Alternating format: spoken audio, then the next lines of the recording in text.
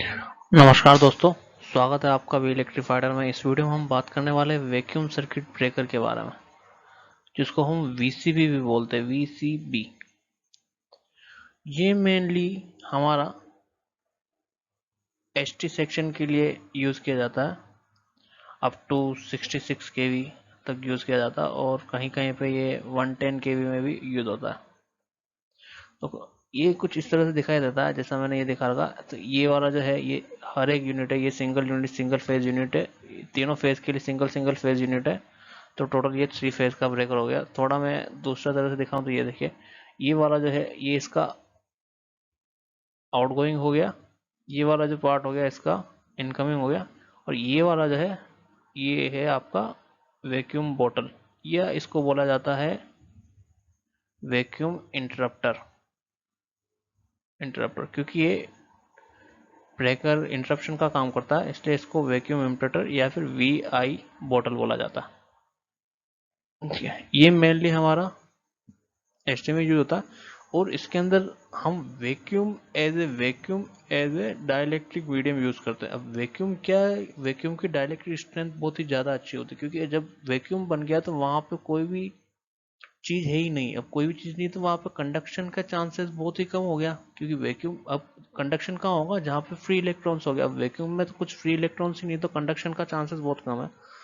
तो इसकी वैक्यूम की वजह से क्या होगा कि इसकी जो वेट हो गया या इसकी जो साइज हो गई, इसकी वेट और साइज बाकी ब्रेकर के मुकाबले, जिसके अंदर हमारा SF6 ब्रेकर हो गया, या जो हमारा ACB हो गया, या OCB हो गया, ऑल सर्किट ब्रेकर, ये सब इन सब से वेट और साइज के मुकाबले में ये छोटा होता है। ठीक है, ये दोनों ये इन मुकाबले में छोटा हो जाता है। और इसका जो मेंटेनेंस है उसका मेंटेनेंस भी बहुत कम होता है। तो इसके बारे में हम देखते हैं कि इसका ऑपरेशन किस तरह से होता है। इसका ऑपरेशन, हाँ उससे पहले एक बात और जान लीजिए कि इसके अंदर जो वैक्यूम क्रिएट किया जाता है वो किया जाता है 10⁻⁻⁴ टोर से लेके 10⁻⁷ टोर तक।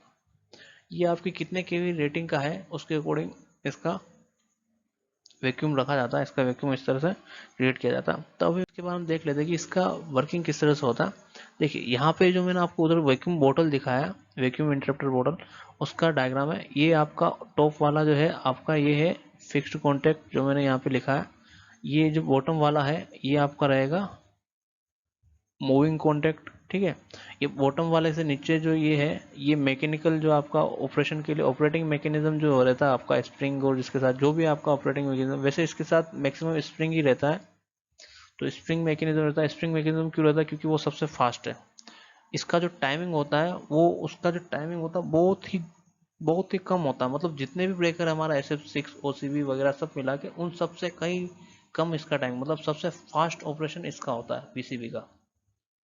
तो इस बात का आप ध्यान रखिएगा, इसका ऑपरेशन जो है सबसे फास्ट होता है। ठीक है, यहाँ तक आपका क्लियर हो गया। अभी दूसरी बात करें हम, तो दूसरी बात ये कि ये आपका जो है ये वाला, ये आपका है मूविंग कॉन्टैक्ट, जो इसने लिख रहा है यहाँ पे लिखा है। फिर आपका ये वाला जो है ये आपका फिक्स्ड कॉन्टैक्ट, जो फिक्स्ड रहेगा, जिसके बारे में मैंने अभी आपको बताया। ये जो है ये जो बाहर वाला जो एनक्लोजर जो रहता है, ये एनक्लोजर बना होता है सिरामिक का, या फिर ये बना होता है ग्लास का। ठीक है, सिरामिक और ग्लास का एनक्लोजर ये बना रहता है। ठीक है, और ये वाला जो अंदर वाला जो चैम्बर है जिसके अंदर आर्क एक्सटिंग्विश होती है, उसको हम बोलते हैं आर्किंग चैम्बर। Arcing chamber. अभी आपको इसके बारे में, हाँ सबसे मेन इंपॉर्टेंट चीज़ है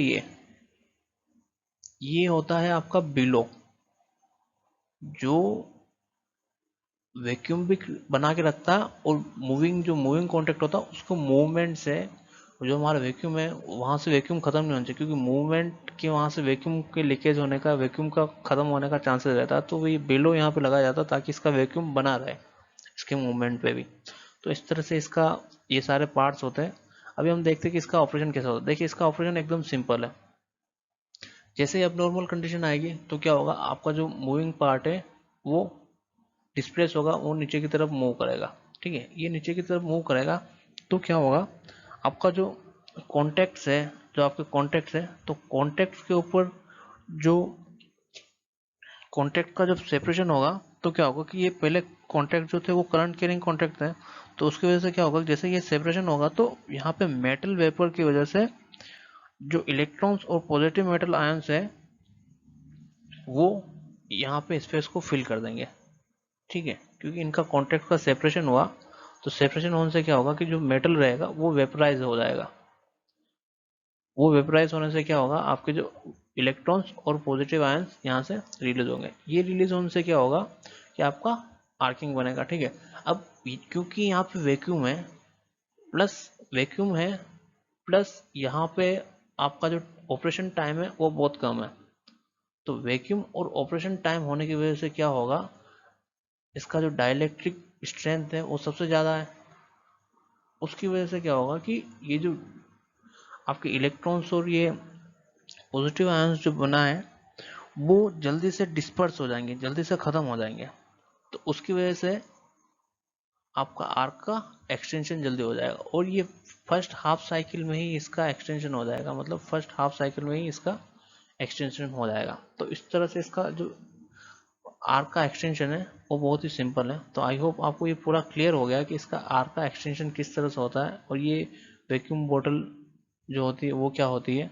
और ये वाला जो ब्रेकर होता है आपका, जिसको हम वीसीबी बोलते हैं, वैक्यूम सर्किट ब्रेकर, ये सबसे ज़्यादा यूज़ किया जाता है क्योंकि इसका जो मेंटेनेंस है वो बहुत ही सिंपल है, प्लस इसकी लाइफ साइकिल 20 ईयर्स तक रहती है और इसका मेंटेनेंस बहुत ही कम है, तो इसकी वजह से इसको सबसे ज़्यादा यूज़ किया जाता है।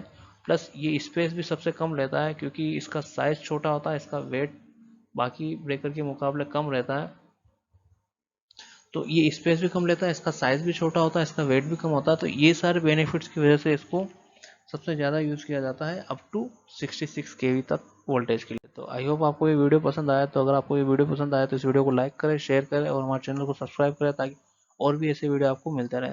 तब तक के लिए धन्यवाद।